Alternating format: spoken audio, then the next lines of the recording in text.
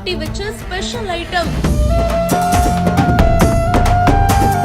5000 பக்தர்களுக்காக தடபுடலாக நடந்த கறி விருந்து.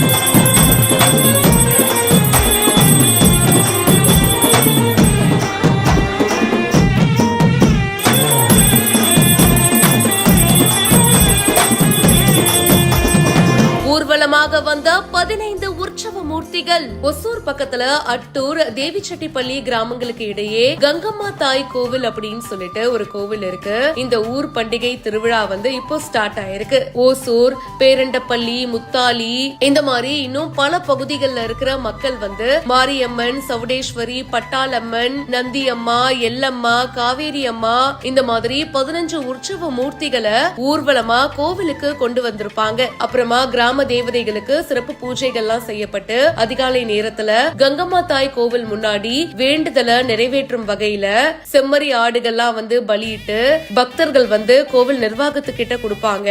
அதுக்கப்புறமா அதை வச்சு உணவும் சமைப்பாங்க. மட்டன் பிரியாணி, சிக்கன் மட்டன் குழம்பு, களி, சாதம், ரசம் மெனு பாத்தீங்கன்னா அல்டிமேட்டா இருக்கு.